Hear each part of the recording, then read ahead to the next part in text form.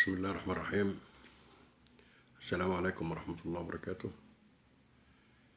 بادئ زي بدء كده، أنا بعتذر على الظهور أمامكم بالبيجامة، لكن أنا ليا عذر في كده. أنا حبيت أعرف إن الناس إن أنا لسه بلبس البيجامة الكاستور بتاع المحل، تشجيع للإنتاج الوطني بتاعنا. وأغلب الأشياء اللي أنا بستعملها بحاول بقدر الإمكان إنها تكون مصرية الصنع. نخش بقى في الموضوع اللي أنا عايز أتكلم فيه، ونفسي أسأل أي حد عنده معلومة يقول لي، مش شرط يكون من الدولة أو من غير الدولة أو كده.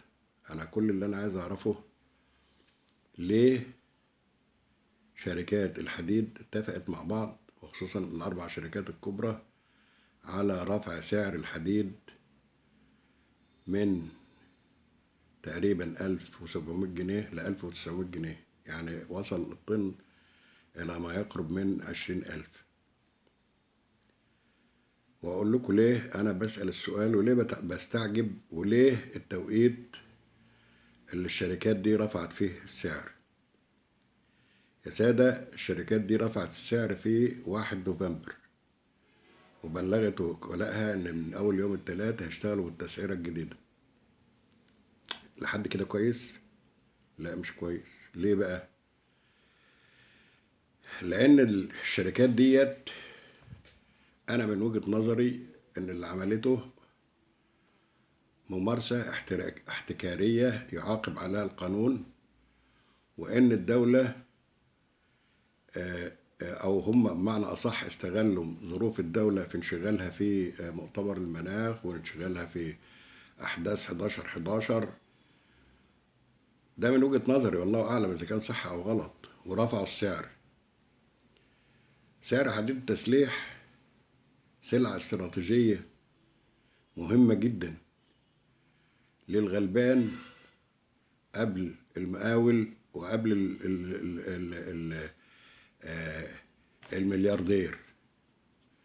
لأن الغلبان بيعمل، بيحوش أو بيعمل جمعية 10 جنيه وبالجنيه وبال20 جنيه علشان يلم حق شوية حديد يصببهم شقة لولاده أو غيره. والمقاولين طبعا مرتبطة بعقود، فما ينفعش أرفع السعر 2000 جنيه بدون مبرر. وليه بدأ واحد يقول لي بقى، هم بيقولوا أو بيدعوا إن الرفع ده جاء نتيجة لتحرير سعر الصرف. طب يا حبيبي، سعر الصرف لما تحرر، انت عندك مخزون استراتيجي يقضيك من 2 ل3 شهور، يعني لسه انت ما استوردتش لا بيلت من بره ولا اي مادة خام من بره. طب انت بترفع السعر ليه؟ ده بالاضافة بقى لان السعر عالميا انخفض مش ارتفع. يعني مثلا قدام شوية ال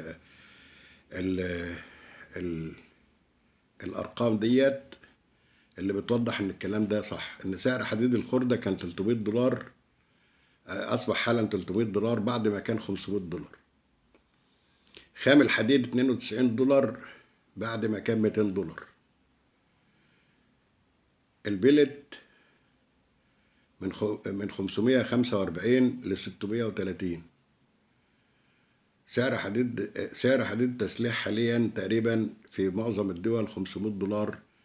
يعني لو ضربنا $500 دي في 25 جنيه يا شيخ، هيطلع لك حوالي 12,500، مش 20,000 ولا حاجة يعني. مع ان سعر الحديد اللي كان موجود قبل الرفع، اللي هو كان 17,000 وكسور، كان سعر عادل. خصوصا ان انت الدولة ما رفعتش عليك سعر الغاز اللي بتديهولك بسعر مدعم اقل من الاسعار العالمية بمراحل. اذا ليه انتوا بترفعوا السعر؟ هل ده لو يدرع للدولة، ولا ولا هو تحصيل ارباح وخلاص لكم، ومش مهم الناس تعاني زي ما تعاني بقى، مش مشكلة. انا مش فاهم بصراحة ليه التوقيت في 1/11، وليه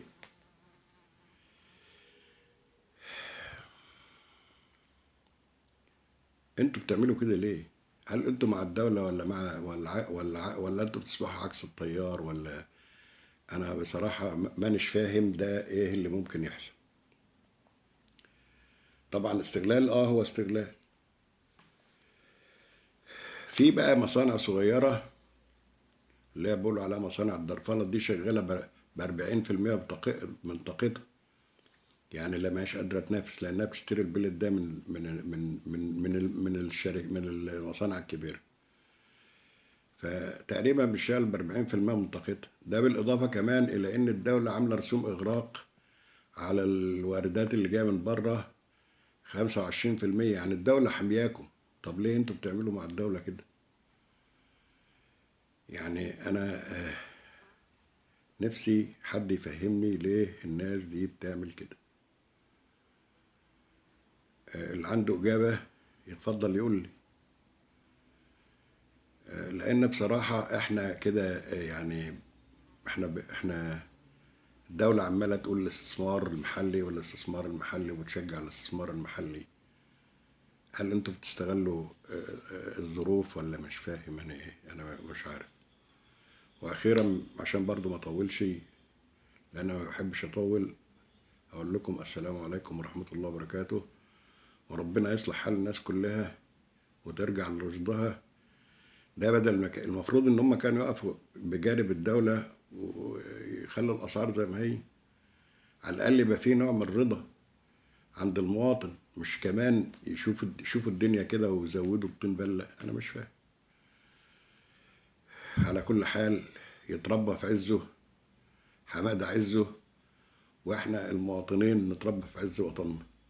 والسلام عليكم ورحمة الله وبركاته.